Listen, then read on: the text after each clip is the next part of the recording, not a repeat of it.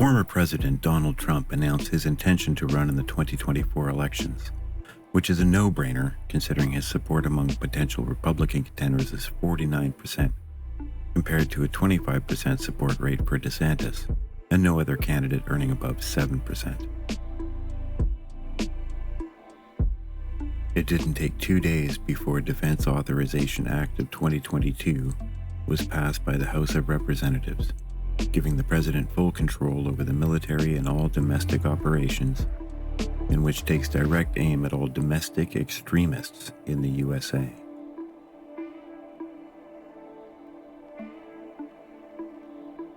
The senile and politically compromised Biden's days in power are shaky to say the least. A cause to eliminate the obviously decrepit puppet who is quickly losing any claim to usefulness for his handlers is increasing. Look, maybe I'm kidding myself, but as time goes on,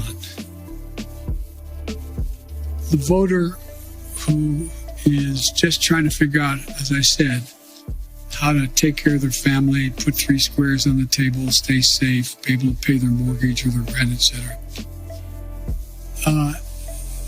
is becoming much more informed on the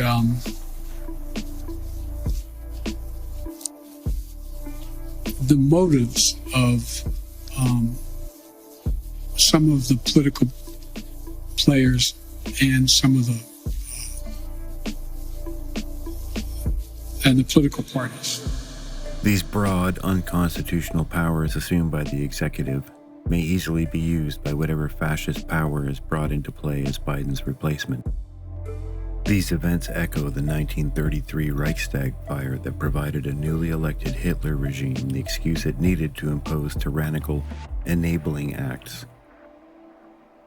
With the perfect storm of crises now converging onto our beleaguered world, economic meltdown, energy crisis, food crisis, and general dangers of both civil and global wars, it is worth considering the very real possibility that the days of elections may soon be over. Despite the many talking heads yapping about the 2024 elections as if it were a football game, reality and real history paint a very different picture of bankers' directed military coups, both in the USA and abroad. We will revisit the 1932 to 1934 efforts by the international deep state to impose a fascist dictatorship upon Americans, and even overthrow the elected government of Franklin Roosevelt with a J.P. Morgan-funded military coup d'etat.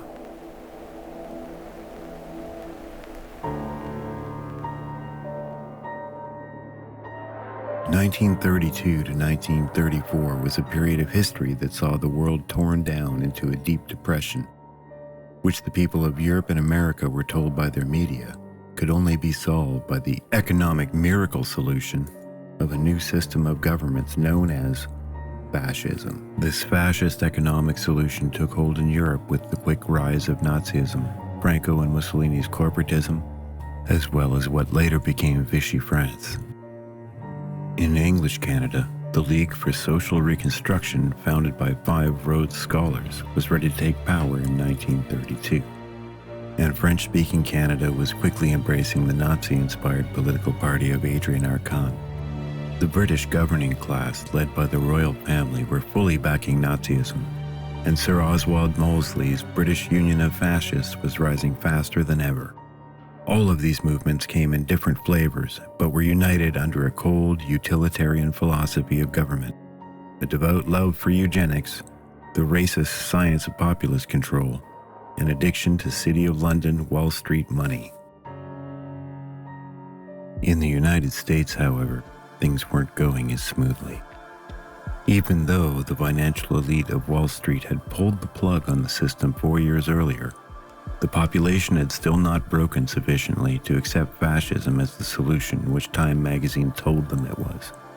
Instead, the people voted for one of the few anti-fascist presidential candidates available in 1932, when Franklin Roosevelt was elected under the theme of taking the moneylenders out of power and restoring the Constitution.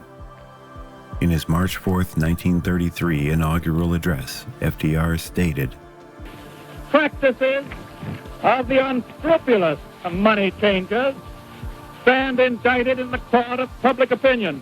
Faced by failure of credit, they have proposed only the lending of more money. Stripped of the lure of profit by which to induce our people to follow their false leadership, they have resorted to exhortation, pleading tearfully for restored confidence. They have no vision, and when there is no vision, the people perish. Yes, the money changers have fled from their high seats in the temple of our civilization. We may now restore that temple to the ancient truth. The measure of that restoration lies in the extent to which we apply social values, more noble than mere monetary profit." During FDR's famous 100 days, an all-out war was declared on the economic royalists that had taken over the nation. Audits and investigations were conducted on the banks in the form of the Pecora Commission, and the biggest financial houses, which had spent billions on fascist parties of Europe, were broken up, while speculation was reined in under Glass-Steagall. Meanwhile, a new form of banking was unveiled more in alignment with America's constitutional traditions, in the form of productive credit and long-term public works, which created real jobs and increased the national productive powers of labor. Many people remain totally ignorant that even before his March 4, 1933 inauguration, Franklin Roosevelt narrowly avoided an assassination attempt in Florida, which saw 5 people struck by bullets, and the mayor of Chicago dying of his wounds 3 weeks later. Within days of the mayor's death, the assassin, Giuseppe Zingara, was speedily labeled a lone gunman and executed without any serious investigation into his Freemasonic connections. This, however, was just a precursor for an even greater battle, which Wall Street financiers would launch in order to overthrow the presidency later that year. This effort would only be stopped by the courageous intervention of a patriotic Marine named Smedley Darlington Butler.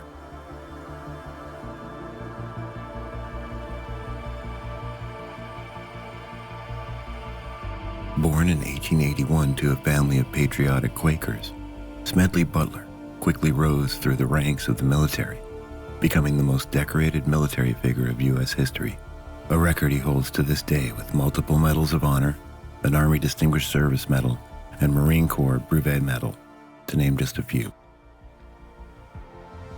By the end of the British orchestrated meat grinder known as World War I, the general had become an activist patriot, giving speeches across America in denunciation of the private financiers steering America's war-driven economy.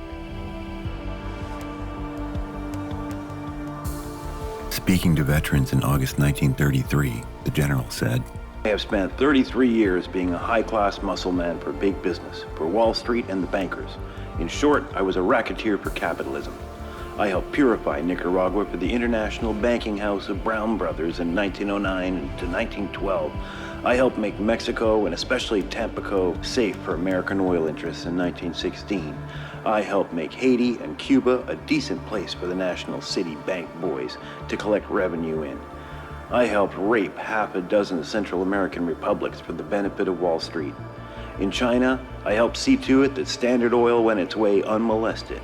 I had a swell racket. I was rewarded with honors, medals, and promotions. I might have given Al Capone a few hints. The best he could do was operate a racket in 3 cities. The Marines operated on 3 continents." In spite of his outspoken criticism of crony capitalism, Wall Street's elite simply presumed all men had their price, and Butler was probably just indignant because he was never given a big enough piece of the pie.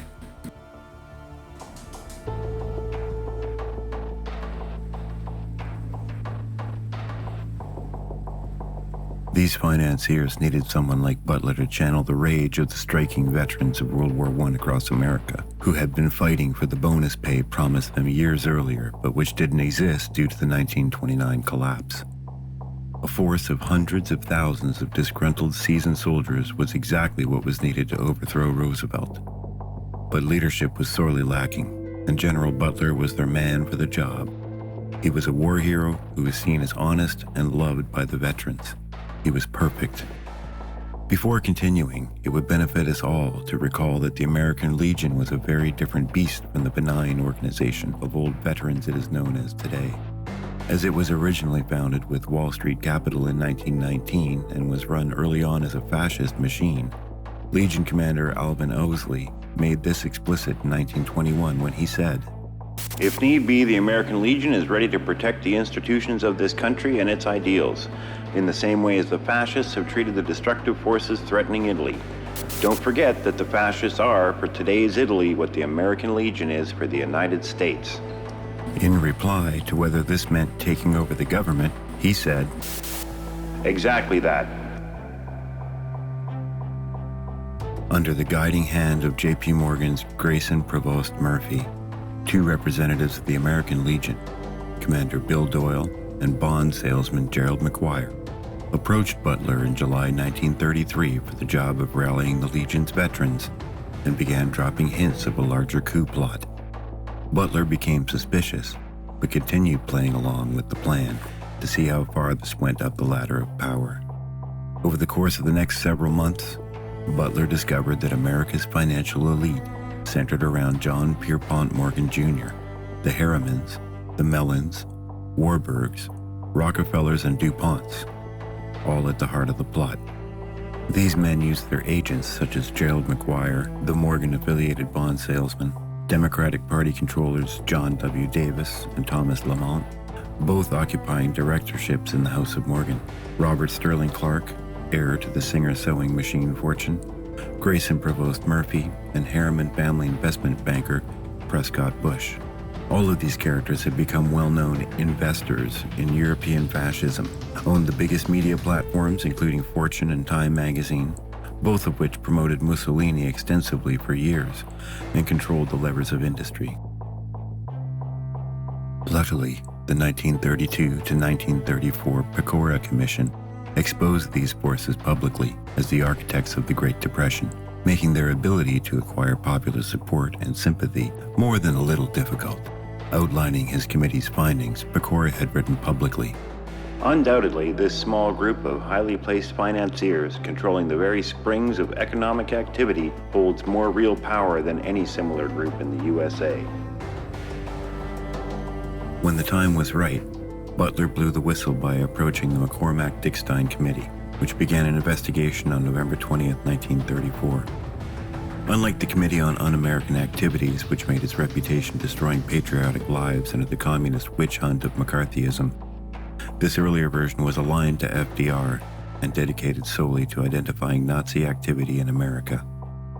At first skeptical of the general's claims, the committee soon substantiated everything over the course of a month-long investigation and made their findings public to FDR and Congress on December 29, 1934. An invaluable part of the hearings were the testimonies of journalist Paul Comely French, whom Butler recruited to act as the general's intermediary with the bankers. Butler told the committee that McGuire stated it "Wouldn't take any constitutional change to authorize another cabinet official, somebody take over the details of the office, to take them off the president's shoulders. and that We do with him what Mussolini did to the King of Italy." when French asked McGuire how the coup would help solve unemployment, McGuire responded, "We need a fascist government to save the nation from the communists. It was the plan that Hitler had used in putting all of the unemployed in labor camps or barracks, and forced labor. That would solve it overnight." Although the full transcripts were not made public, Butler did get the message to the population by giving his story to as many journalists as possible and recorded a message to the people in 1935, which should be listened to in full. The plan as outlined to me was to form an organization of veterans, to use as a bluff or as a club at least, to intimidate the government and break down our democratic institutions. The upshot of the whole thing was that I was supposed to lead an organization of 500,000 men, which would be able to take over the functions of government. I talked with an investigator for this committee, who came to me with a subpoena on a Sunday, November 18th. He told me they had unearthed evidence linking my name with several such veteran organizations. As it then seemed to me to be getting serious, I felt it was my duty to tell all I knew of such activities to this committee. My main interest in all this is to preserve our democratic institutions. I want to retain the right to vote, the right to speak freely, and the right to write. If we maintain these basic principles, our democracy is safe. No dictatorship can exist with suffrage, freedom of speech, and press.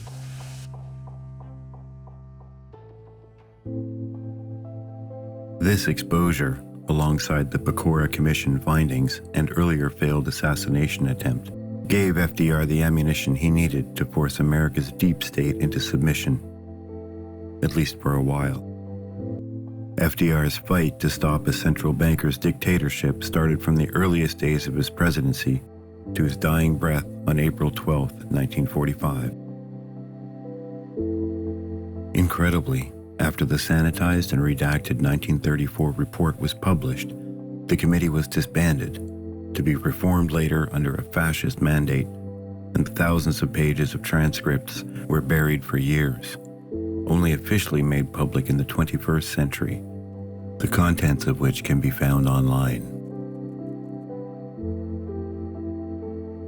The coup plotters lost no time forming a new organization on August 22, 1934, called the American Liberty League, which spent the next decade sabotaging FDR's New Deal.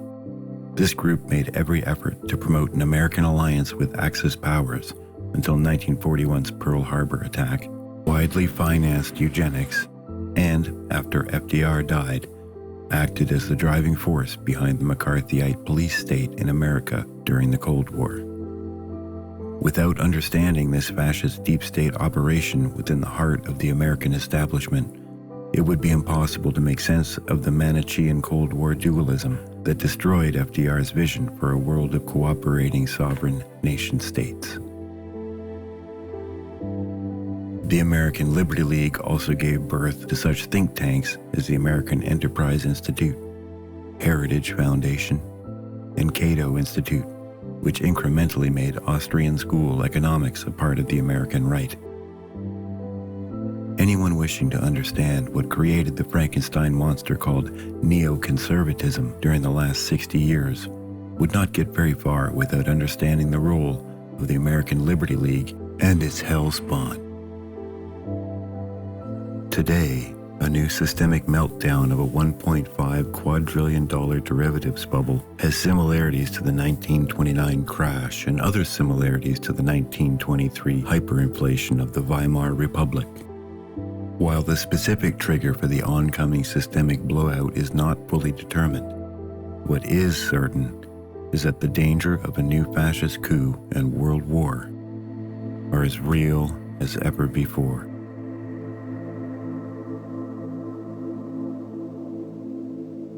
With the restoration of an FBI dictatorship in the USA, not seen since the darkest days of the Cold War, and with a criminal raid on Donald Trump's Mar-a-Lago home, it should be increasingly clear that the opportunities to avoid a slide into fascism are disappearing faster than the likelihood that a 2024 Democratic election will actually take place. It is now up to the American people to ensure that the lessons of history are learned quickly, and that the American experiment is not permitted to fail.